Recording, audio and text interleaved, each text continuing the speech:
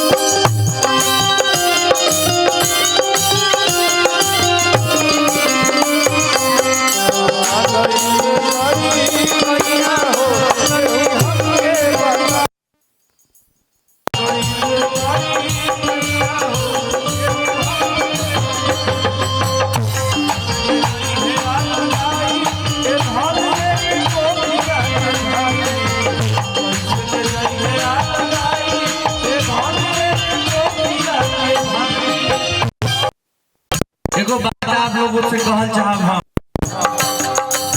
कि कभी उस समय के इंतजार ना करे के चाहिए कि हई हम काम कर ले तब हम बढ़िया से जिंदगी जियब। ए भैया जवन समय बीत जाला ना वापस ना आवे, जवन समय बा इहे बा, यही जिंदगी के जौन समय बीत रहल बा यही के खुशी खुशी बितावे के बा, जे जितना हंस के बिता दे उहे उतने कामयाब बा। हई लइकन के समझ नहीं खे आवत, लेकिन ई जौन जीवन जी रहल बाड़ा सन लइका एकरा से बढ़िया जीवन कौनो नहीं, कौनो बात के टेंशन ना है, इहे जीवन सबसे उत्तम बा। ता अपन जीवन जिए के बा आगे का होई समय पर छोड़ देवे के बा। हमनी के हाथ में कुछ बा कुछ नहीं थे। तो चलो जब भाई कहले हो कि भैया हमार राम जैसन माने ले हमके परान जैसन, अरे अलगा हो जाए तो लोग का कही। तो कह दिया जो मतलब उनकर धर्म पत्नी कहतारी कि भैया ना तोहार भैया तो ठीक बड़ा खराब के बा हम बतावतनी। उनकर पत्नी कैसे कहली है, भैया भारी से ठाइन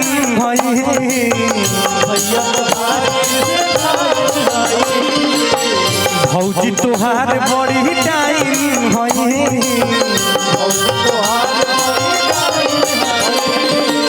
कहतरी कि भैया भारी से ठाइन है अब भौजी तोहार बड़ी डाइन है। कैसे भैया भारी से ठाइन है भौजी तोहार बड़ी डाइन है।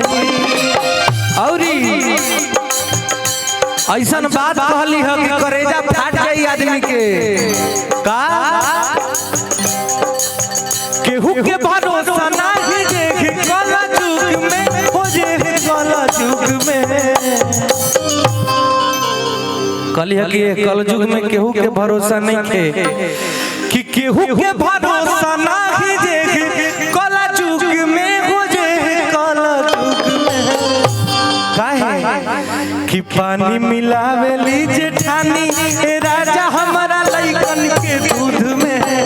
पानी मिलावेली जेठानी ए राजा हमारा लइकन के दूध में। पानी मिलावेली जेठानी ए राजा हमारा लइकन के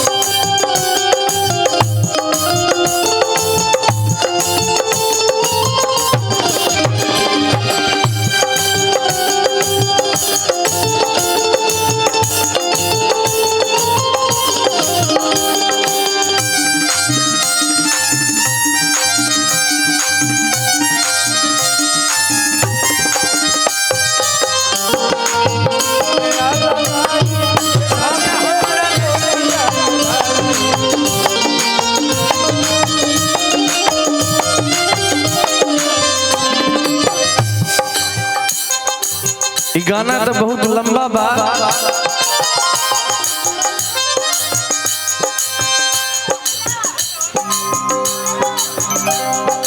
अरे यार ऊपर कहाँ चढ़ गिला मर्दवा तू। ए भाई भाई हमार उतर जा उतर जा उतर जा भैया हमार। लाइट बनावे। अच्छा लाइट बनावे गेल बड़ा। नहीं नहीं वीडियो बनाओ तो कि लाइट बनाओ तो उतर जा उतर जा उतर जा उतर जा उतर जा दक्षिण ना उतर जा। तब भाई कहले है भाई हमार खूब खूब खूब बनल रहा। Thank you.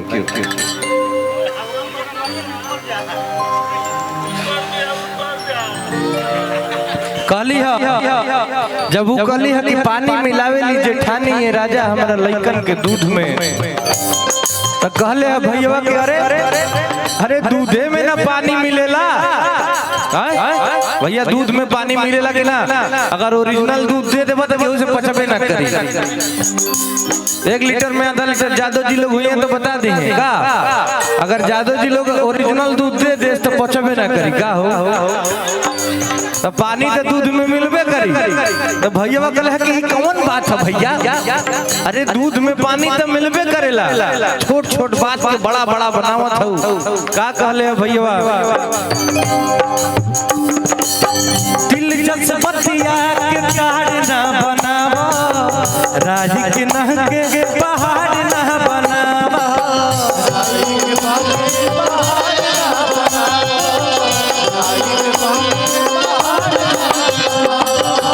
दिल जस बतिया के पहाड़ ना बनावा राज के नह के पहाड़ ना बनावा।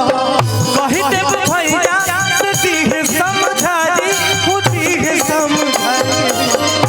कैसे के जाई है आंधकारी धन एक कोकिला के भारी कैसे के जाई है आंधकारी धन एक कोकिला के भारी कैसे के जाई है आंधकारी धन एक कोकिला के भारी कैसे के जाई है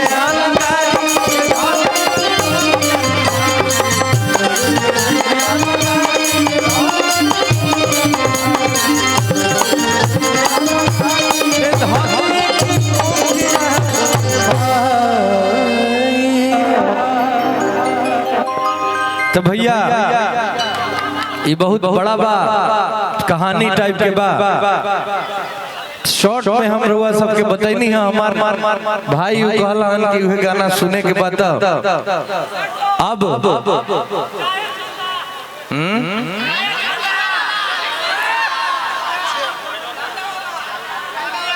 चंदा वाला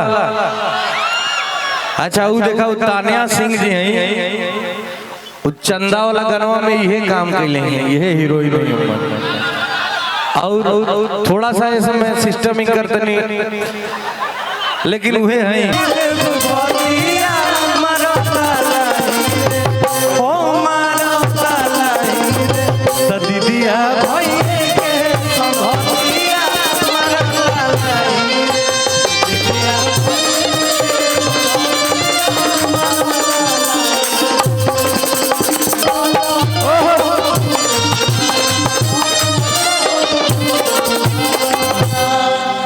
कि जनता प्यार हमसे कहला कि बाकी कहला से डरेला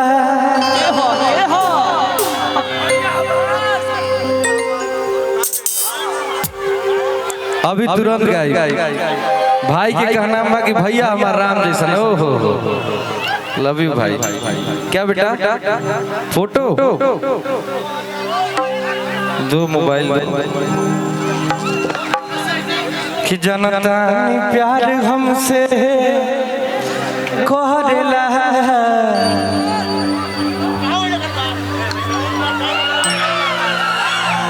बाकी कहला से डरेला कि हो सवरा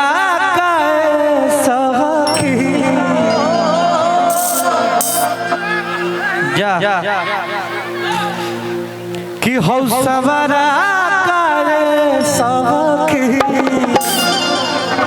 हटाही में हमारा रहेला भाई के कहना बा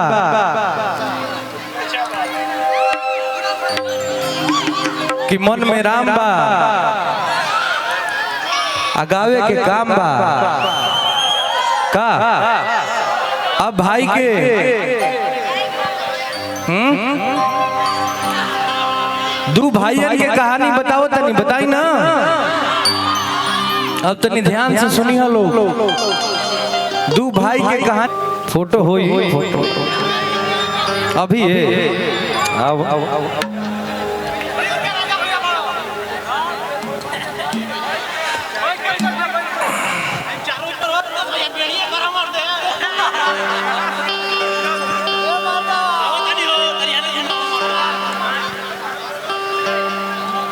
तब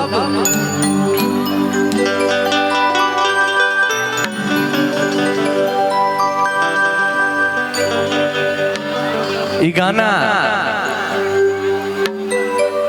जोन बा जाए चंदा ये गाना हमरा के बम्बई भेजले रहे पहला बेरी फिल्म बनावे खातिर ये गाना के इतना रहुआ सब प्यार दुलार देहनी जा अब गनो गा लेंगे खाली फोटोए होई हां गनवा हो जाता हम तारा के चिन लेल बनी तार मुंह ऐसे ऐसे बा तारा संग फोटो होई ठीक ना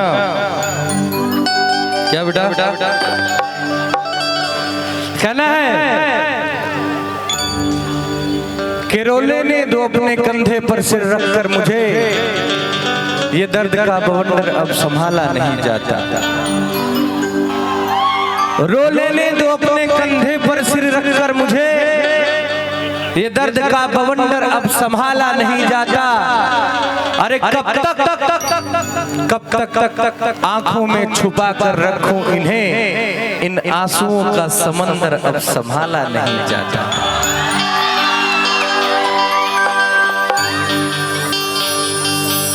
तान्या जी आइए भाई, बच्चे बुला रहे हैं आपको। मौसी आवो तो आई हैं।